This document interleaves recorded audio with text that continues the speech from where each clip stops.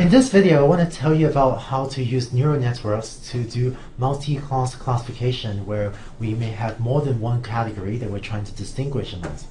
In the last part of the last video, where we had the handwritten digit recognition problem, that was actually a multi-class classification problem because there were 10 possible categories for recognizing the digits from 0 through 9. And so here I want to fill you in on the details of how to do that.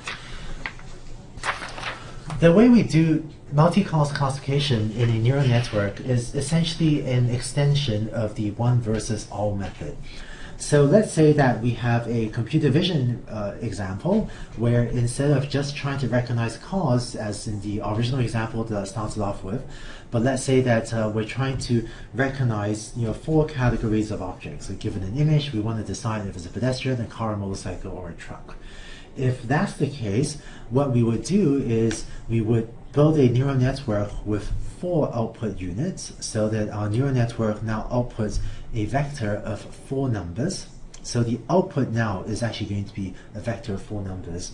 And what we're going to try to do is get the first output unit to classify is the image a pedestrian, yes or no. The second unit to classify is the image a car, yes or no. This unit to classify is the image a motorcycle, yes or no, and this to classify is the image a truck, yes or no. And thus, when the image is of a pedestrian, we would ideally want the network to output 1000.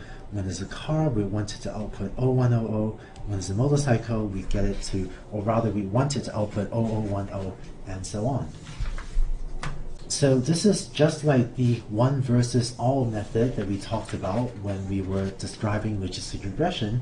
And here we have essentially 4 logistic regression classifiers, each of which is trying to recognize one of the 4 classes that we want to distinguish amongst. So rearranging the slide a bit, here's our neural network with 4 output units, and those are what we want h of x to be when we have the different images.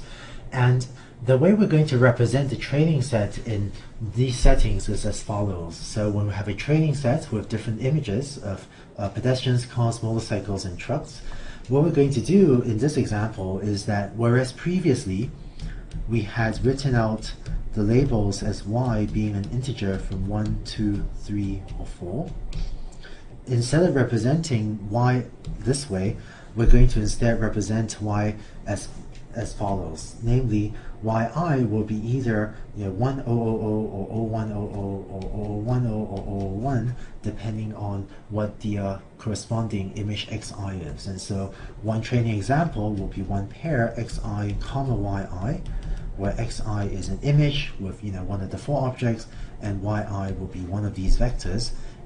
And hopefully we can find a way to get our neural network to output some value so that h of x is approximately y.